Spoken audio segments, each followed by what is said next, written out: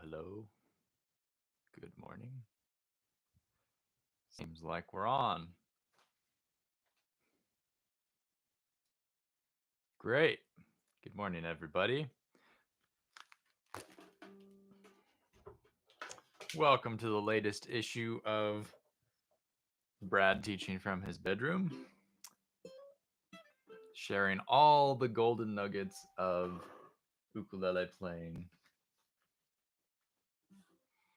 Let me see, I've kind of got a mess going on my desk. I think I said that last week, so it's not improved a whole lot.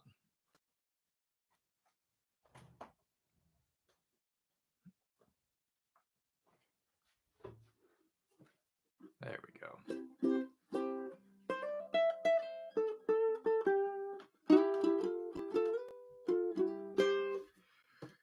Hi. Good morning. It's a slow morning here. We got this in the mail yesterday. I know everybody's got their phones and they put the app on the phones and everything. But this is an old school actual metronome. I wanted to have a dedicated little metronome machine. And it only has one sound and it's really high pitched and annoying, but you can always hear it. And it does all kinds of good stuff. So I'm kind of excited about that. However, we're not going to be working with a metronome today. I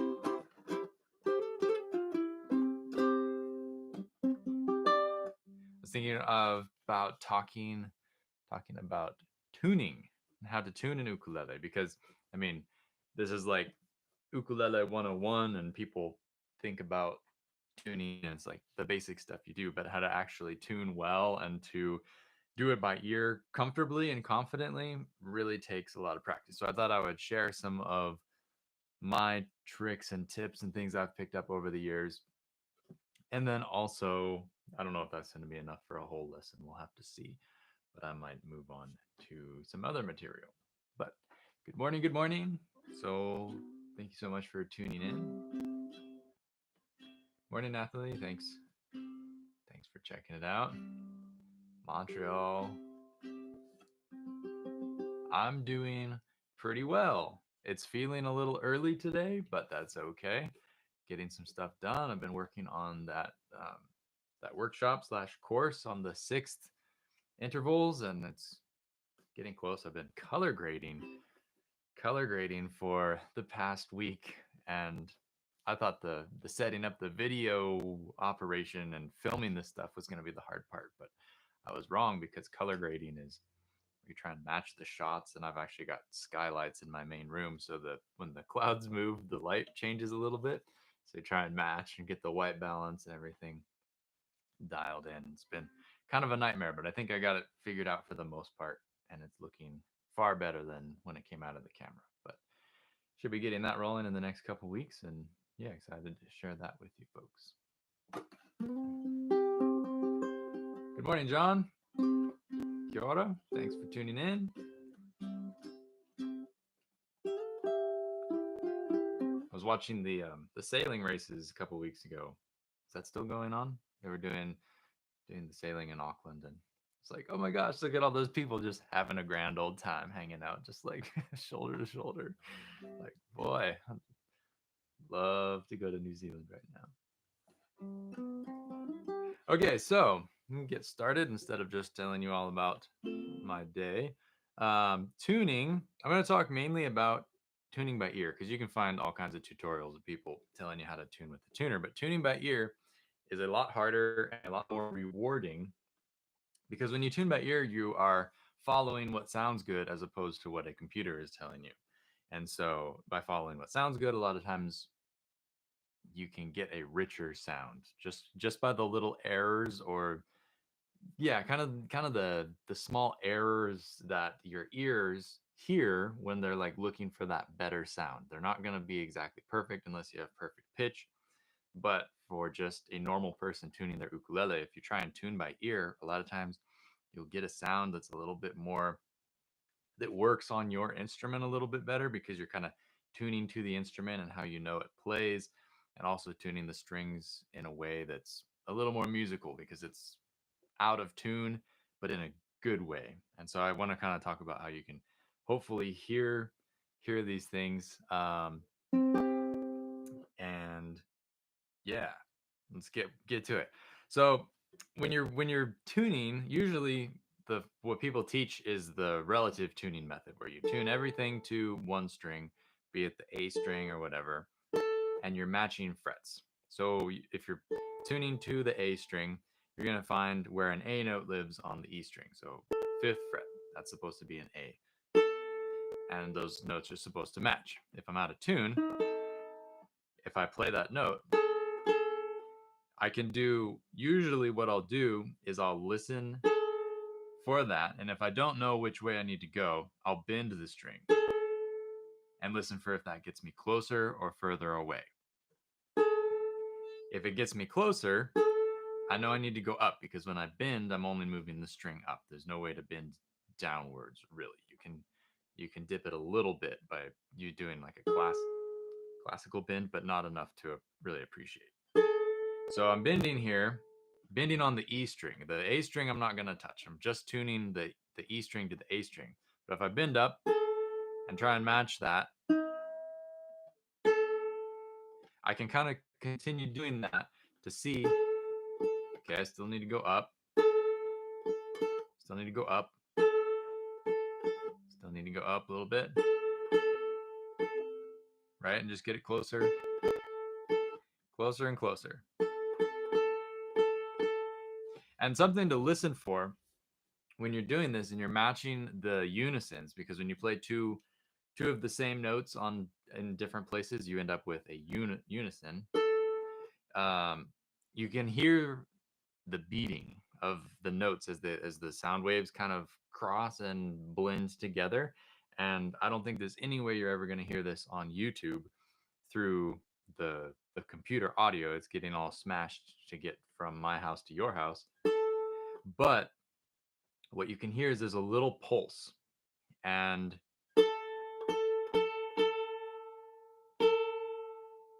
the beating will get, the further off your note is, your unison is, the faster the beat will happen. It'll be kind of like,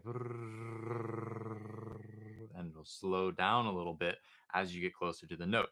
And when you're perfectly in tune, there won't be a beating, because the vibration waves are going to be perfectly aligned.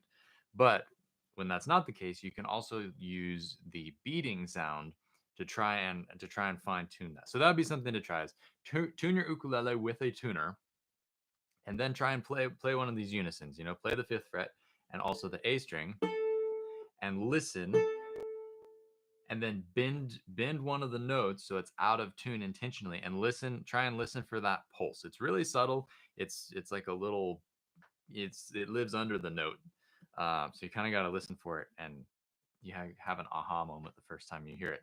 But that's also something that can be useful when you're tuning with the unisons. And so if I was to do the same thing, you basically work your way up. So now my E string is mostly in tune. You can only get an ukulele so in tune. Like, people worry about synths or how many synths is acceptable and whatever. It's like, if it sounds close enough, it's close enough. Like that. That's really close, because you have to think, as you're playing, you're actually pushing the notes out of tune. Unless you're a really amazing player, when you fret, you're bending the string just slightly, either by pushing it up or pressing it down onto the fret. So you're always playing a little bit out of tune. And your skill is going to determine how much you're out of tune. But it's kind of a case for, don't get super worried about it being exactly perfectly in tune, because there's no such thing. And if you sneeze on it, or it's going to change the pitch of the string. So don't get too worried about that. But what you would do next is you would move up to the C string and match the C string to the E string, because now we're assuming the E string's in tune, because we just tuned it to A. And so that's already a little bit out of tune just from where it's at, because I haven't been playing this ukulele much. But we're going to match the C string to the E string on the fourth fret, sorry. And so as I listen to this, if I do the bend trick, it's actually, I can hear that it's getting more out of tune as I bend. So that means that the string needs to go down. I don't need to raise the string, I need to lower it because I can't bend downwards. Well, actually, I can. What I could do is I could like pre-bend from the 3rd fret.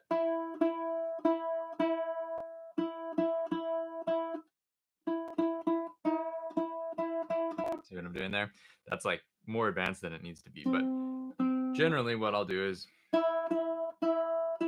try and find it. And now I'm too low. Now I'm too low, so I would need to go up. So now I can listen. Forget the bend that'll get me in tune. And what you're listening for, you're just listening for that really pure sound that's just like kind of cutting in its pureness. Because when you're playing out and your strings out of tune, it's like it vibrates more almost. It's like, you know, like you're driving down the highway on the bumps in the in the middle of the lanes, right? Something along those lines. There's a like a dissonance to it. So you want to try and get that perfectly focused, crystal clear unison sound. You know, you could compare it from the bumps to the highway to like that pitch that you get when you put your finger around the edge of a wine glass. That really pure, beautiful sound. That's what you're listening for. It's just getting it right there. So what I need to do is tune up.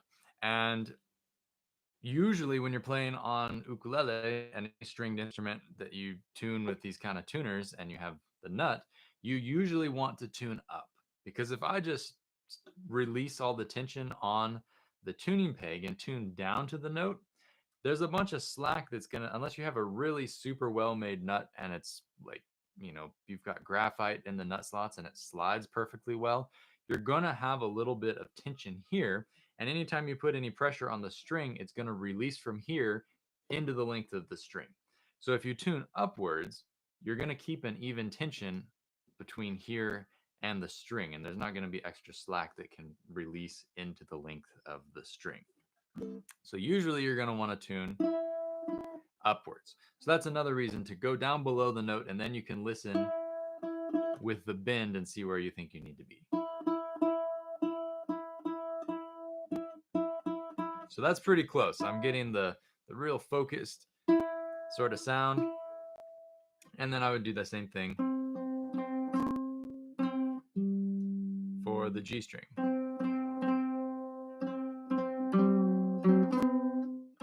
And it's harder to get the bend on that one because I don't have any room to work.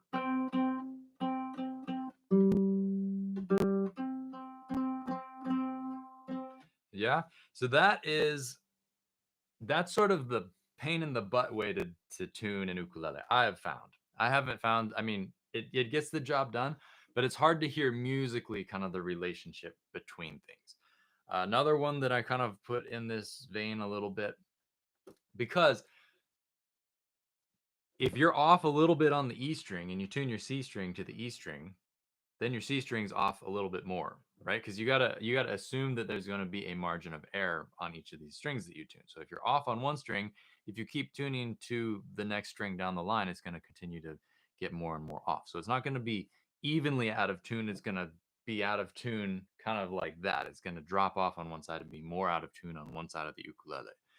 So what you want to try and do is like even it out. It would be better to have everything a little bit out of tune than everything perfectly in tune on one side and then more out of tune on another side. And this is, I believe this is called tempered tuning. This is how they tune pianos. Is a piano is not actually in tune. It's out of tune evenly across the entire piano.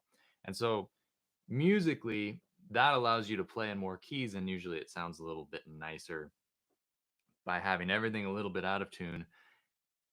You're just kind of averaging it out so that across keys things are sounding good. If you were to get every key perfectly in tune, if you move to the next key, it would sound like garbage because that next key would be out of tune because you didn't tune to that key. That's why people say if you like tune to a chord, that can be fine for playing in that chord and it can sound really nice because you're tuning to that perfect chord, but it doesn't necessarily reflect an entire musical spectrum. And as soon as you change off of that chord or move to a new key, it's going to sound even worse than just tuning it flat. So another way you can get this unison relative sound is with harmonics on the 5th and 7th frets. Okay, For those who are just joining in, talking about tuning today, getting super nerdy about tuning by ear and how you can get better at it and hear it a little bit easier and also get a little bit more musical tunings. Tuning by harmonics is when you match the ping from one string to the next. And this basically functions like the unisons. You're just hearing the harmonics, and a lot of times with the harmonics, the way they ring out, I don't know why, but the way they ring, it's easier to hear the pulse. So when I'm tuning with harmonics, I'm almost never listening for the pitches and trying to get that pure unison pitch. What I'm listening for with the harmonics is the pulse that, and I'm just trying to get it from going wub wub wub wub wub wub wub wub. I'm trying to get it to stop moving. That's the whole entire idea. So again, you're not going to hear this on the speakers, but you can try it for yourself and see. But you play on the E string, you play on the 5th fret harmonic. If you don't know how to play a harmonic, you can go to liveukulele.com, go to my website, and in the search, type in harmonics, and there's a lesson on harmonics, and should be an embedded video showing you how to do this. Basically, you're just touching on the string. You're not actually pressing it down, but you're touching right over the fret wire. So you'd play the 5th fret harmonic on the E string, and then the 7th fret harmonic on the A string. And those are the same notes.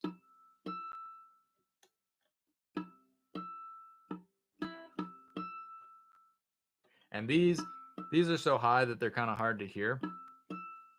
So I find the one that's really useful for me is I play with the low G, which means that the 5th fret, same pattern, the 5th fret on the G string is the same as the 7th fret on the C string. And I find that one's easier to hear and more useful because that low G's, just because of their density and diameter, at least the unwound ones, they tend to drift up and down. And when you tune them one way and they go sharp and then they go flat. And it's kind of like, trying to keep the bowling pin in the bumpers. So having that harmonic there can be useful for really getting that dialed in the last little bit. There is not really a harmonic equivalent from the C to the E strings because the tuning interval is different. The ukulele is with the traditional G, C, E, A tuning, the strings are tuned in a 4th interval from G to C, and then C to E is actually a 3rd interval, and then you go back to a 4th interval from E to A. So you get the harmonics on those frets on the 2 outside string pairs, but in the middle, there's not really a harmonic equivalent. So you have to use the unisons or some other trick for those. So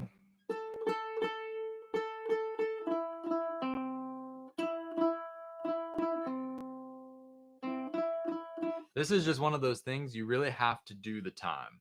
There's not really any magic to it. It's just one of those things where you sit and be bad at it for a long time, and then you'll start to get it. You'll start to learn kind of how the sounds are supposed to happen. And what you can do is you can check yourself. It's like get it as close as you think you can, and then get out your tuner and see where you were. See if you were sharp, see if you were flat. You'll start noticing that you have a tendency to lean one way or another on a certain string, and you can start to compensate for that and learn to hear it in a more correct way. Because a lot of times you think it's right and it sounds like it's right, but in the context of the music, it's like, that's not right, but I don't know what's wrong because I'm not hearing it. And you can kind of over time train yourself to hear it and become more comfortable and confident in tuning to the right pitch instead of the one that your ear kind of naturally thinks is correct, if that makes any kind of sense. So as always, if you have any questions, throw them up in the chat. This is super detailed stuff we're talking about today in regards to tuning. Yeah, it's not talked about enough, I don't think, because it's so easy just to get a tuner app on your phone and off you go, and that's great. But it's really great to be able to tune by ear because, like I said at the beginning, you're able to create a little bit richer tunings because your ear is telling you what to do instead of the exact computer in your phone. Okay, so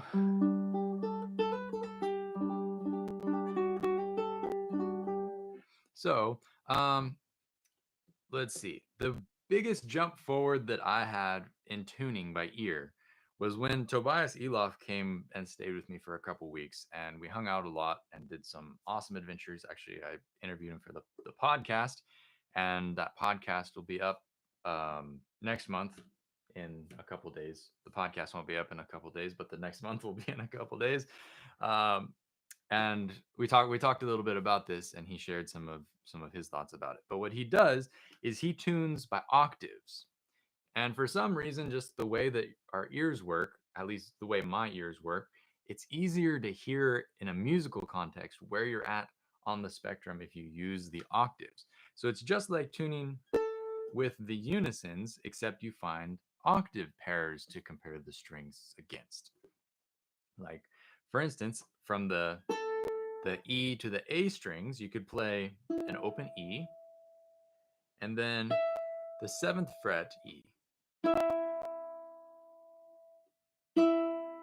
And then you're listening for the octave. And in this case, it's pretty good, but if I put it out of tune a little bit,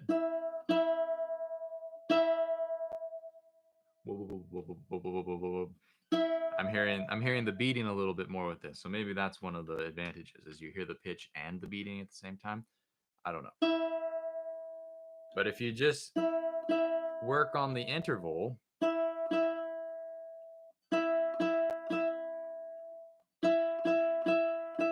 and intervals are hard too because you start hearing things one way and you lean one way and then everything's sharp and you have to come back and so on and so forth. That's why it's nice to have multiple techniques. If you just tune by unisons or just tune by harmonics or just tune by octaves, you're probably not going to be able to get as close as if you were to run through a number of them, double check, just really check, check, check, check again kind of a thing. Like that sounds really nice on the octave, but I have a sneaking suspicion that if I listen to the unison, I'm a little bit sharp. Not enough to really appreciate, but I could go down just a skosh just because that sounds fine too, but my ear was like going for a certain little window in the octave. There's you have an octave and you have, you know, a pitch range, and your ear is going to hear somewhere on that spectrum as correct. And what you want to do is train it to actually get it in a correct place and not just tune to where you think it is. So that would be one. Another one, and this is kind of cool because it allows you to tune across the different strings to a single string, would be to play the open C and then the third fret C on the A.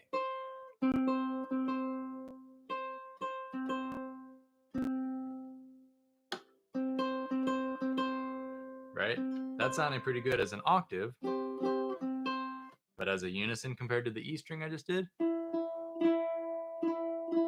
that's pretty spot on. But you gotta remember that as you're playing these different unisons or octave shapes, your fingers on the frets are impacting the fretted note and its pitch. You even might be influencing the open string just by having your hand on the ukulele, right? You can change the pitch by wiggling your neck. Don't push on too much, you can break things. Um, but just by fretting, you could bend it out of tune, and you could be tuning to a reference that's off because you're making it off. You're not referencing to a correct point, which is why having several different moves as you tune is really super handy and important, because then you can double check yourself. And if you played one fret sharp and bent it sharp as you were holding it, you can correct that by checking it in a different place on a different fret in a different way. So here's a few more. So we have the E harmony, the open E to the 7th fret. And then we have the open C to the 3rd fret on the A string. And then there's also like the open C to the 8th fret on the E. That's another C octave. And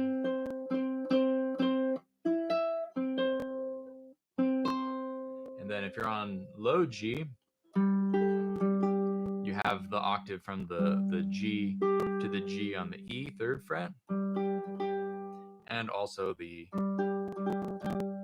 G octave from the open G to the 7th fret on the E. So all of those are very viable options. As far as beyond that, you can only do so much comparing. There's only so many ways you could compare something, and then you just kind of you have to just get it right and just practice getting it right and going through the moves over and over and over again. So let's see. What I want to do is I want to detune my ukulele or retune it or make it wrong and then just correct it, and you can just watch kind of how I would go through correcting it, and it's probably going to be too fast, but the idea is there, and you can kind of see how I'm using different methods to double check and move my way through. So I'm just gonna turn some things and see what happens. Actually, to start, that sounds pretty bad, right? We can agree on that. I was talking at the beginning. I got this little old school Boss metronome just so I could have a dedicated metronome device, but it also has, dun, dun, dun, it has a reference pitch thing. So it's basically a pitch pipe. So that's going to be, I want to get my A string. Basically what a pitch pipe is it's kind of an absolute reference of, a metronome is click, click, click. It's an absolute reference for time. A pitch pipe is an absolute, or just a reference tone is like a tuning fork. It's an absolute reference for a certain pitch. So if I wanted to make sure that my whole ukulele was in tune, I could tune relative. I could tune with the octaves and the harmonics and tune it to itself, and it might sound nice when I'm playing it, but if I go to play with the next guy, I might not be at concert C. My A might not be tuned to a 440. It might be flat or sharp at a different frequency. So all of my strings might be out of tune with the next guy's strings. And even though I can play by myself and it'll sound good, that might not be the case when you go to play with people. So having a reference pitch or a piano you can plunk on and get that first string dialed so you know that you need to tune to that first string or whatever string you choose to tune to. You could tune to middle C, you could tune to E, it doesn't really matter. But in this case, the A440 is preloaded on here. So I'm going to tune my A string to that.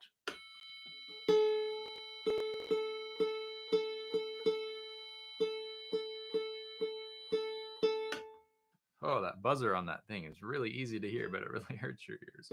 Okay, so that might or might not be exactly spot on. If there's any perfect pitch people out there who are super cringing as I'm doing all this, I apologize, but it's just kind of to give you an idea what is going on here.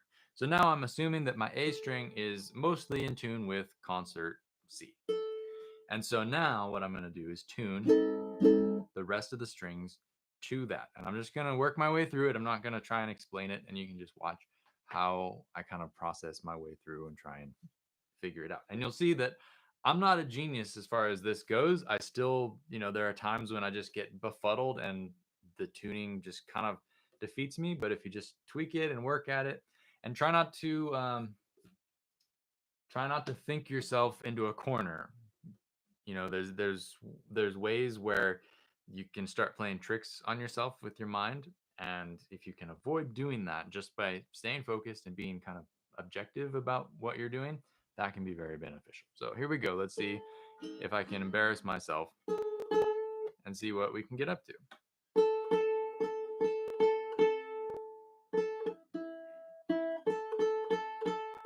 So usually I'll do rough tuning with the unisons first.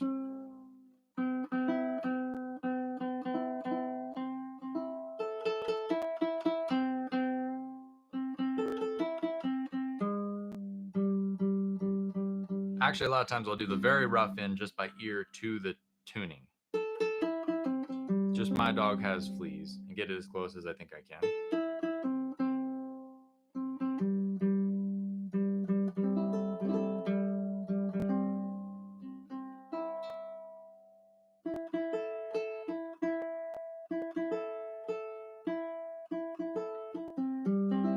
And then from this point, I would start sitting on the unisons.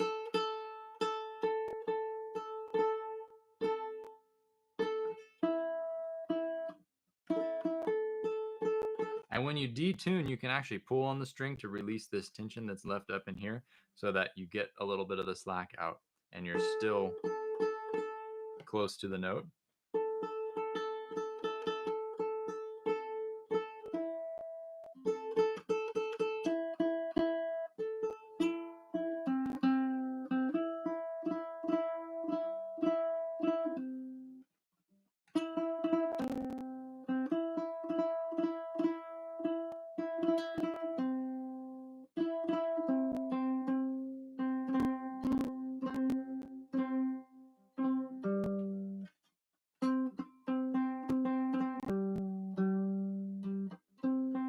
Remember, always tuning upwards. So that's a lot closer than it was just doing the tuning by ear, but it's still not musical. So what I would do now is jump into trying to use the octaves.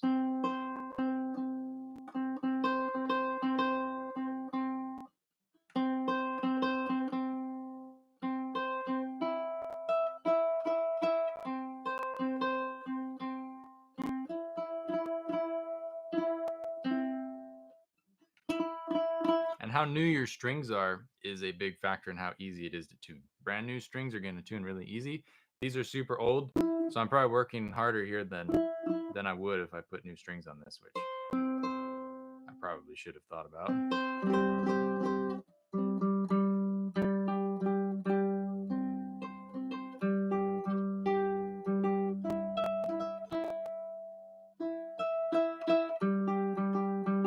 Everything affects the next string, so you got to think about the big picture instead of getting really super tuned into just one string pair.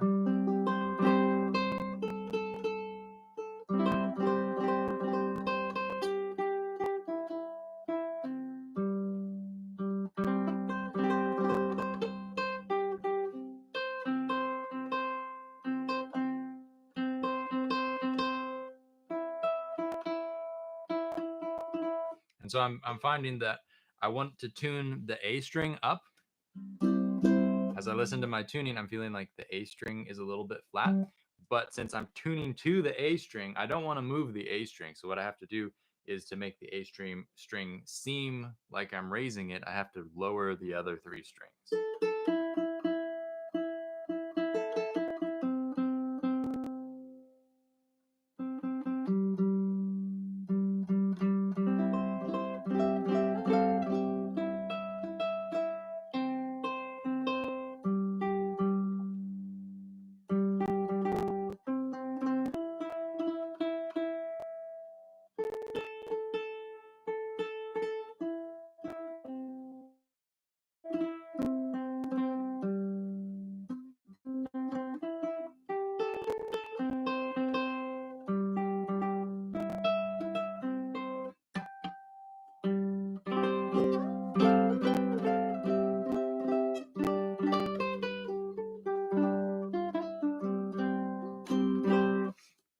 So that is kind of the long road of how to figure out how to tune an ukulele. And this is pretty close. It's not great, but I think the not greatness is probably due to the strings being pretty old on this. I think it's been far over a year since I've changed these strings. So if I change them, it would probably be easier. It'd probably sound a little bit more musical because the strings would be more in tune with themselves as opposed to just being, and I'm trying to make music out of that. So yeah, that wouldn't panic me too much if I got handed this ukulele on stage and was like, play now. Um, I've definitely played on stage with an ukulele that was less in tune than this, for sure. Um, but something you have to think about is that as you play and as this tuning has been sitting here, it's moved from just a minute ago, from when it was like freshly in tune for whatever that's worth. So you have to constantly adjust and listen and appreciate that things move, things change, especially the lower strings. The fatter gauges of the ukulele strings, especially the C and the G, they tend to wander more than the higher strings. The high strings are rarely, if you're playing like with fluorocarbon or whatever, The A string you're going to rarely need to tune, the E string a little bit more, and so on and so forth down to the G that you're going to need to tweak most of all. In my experience, I've found that to be the case.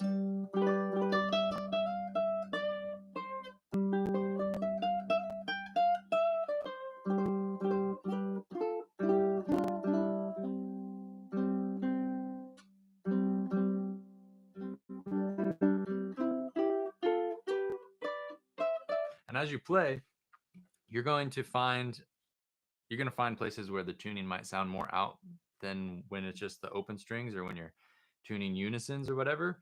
And you have to take that into account too. Like, I don't necessarily recommend tuning to a chord. But as you can hear, that G is not very in tune. I'm tuned here. Here it sounds a lot nicer on C, but the G doesn't sound so good. And the A doesn't sound so good. So I should probably figure out what the problem is there.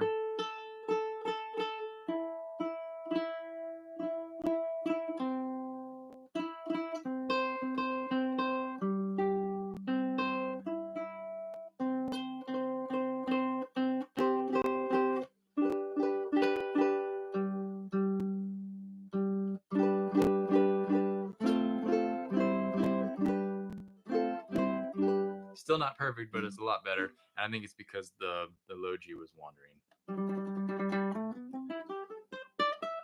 So that is kind of the process. You can see I'm cross-checking a lot, referencing back and forth, and it's just one of those things that you should try and do as much as possible.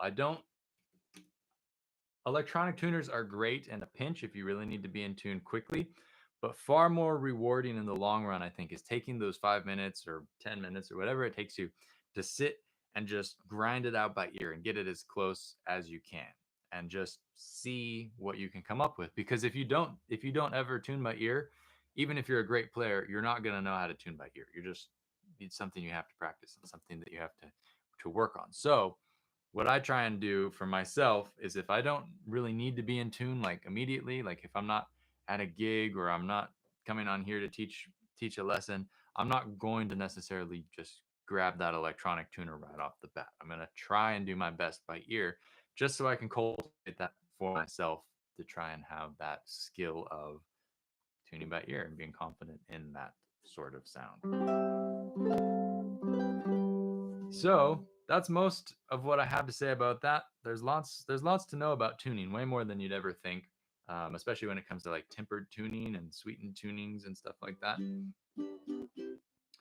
But you're going to find it changes depending on the day and what your ears are hearing in that moment. So take it all with a grain of salt. But hopefully that's helpful. If you have any questions, throw them up in the chat. Stick around here for a couple more minutes. But these lovely books, well, not this one. Does anybody out there have any comfort with the printing process? Because I'm having a heck of a time getting my images to look right in here. They're coming out too dark, and I've tried a bunch of different formats and stuff, but it's still, they haven't changed in the printing stuff. I guess I need to reach out to the printer, but it seems like I'm doing everything right. I did this book without any problems, but now I'm kind of getting my butt kicked on the new one. So if you have any quick tips, I would love to hear them. But yeah, the ebooks, at least for these and the right hand technique books, they're all available on liveukulele.com. If you need some more reference material or things to study, check out. There's also a bunch of free lessons there. And my podcast. And like I said, Tobias Eloff is my next guest. He'll be up, I think, maybe not this month, maybe the following month, which would be because I don't know. It's either this month or next month. Regardless, you should subscribe because I try to put out really great, useful content and interesting stuff for ukulele players. It's called, drumroll, the Live Ukulele Podcast. 10 points for originality. But if you check it out on like Apple Podcasts or Google Podcasts, it's there. Yeah, there's a bunch of back episodes by now, and Tobias talks about tuning in our interview whenever that's going to be published. But you should subscribe so you can stay tuned and hear about it when it comes out. Uh, Yeah, thanks everybody for tuning in. I hope the tuning tips were useful. And yeah, I'll catch you next week, same time, same place. I already posted up next week's live, so you can go over there and click the little bell thing or the set reminder button, and you'll get an email reminder when I go live, so you don't miss it. Otherwise, you can always watch back on the replay. Replay, that's the word. All right. So I'll see you all next week, same time, same place. Thanks again. Take care of yourselves out there. Aloha.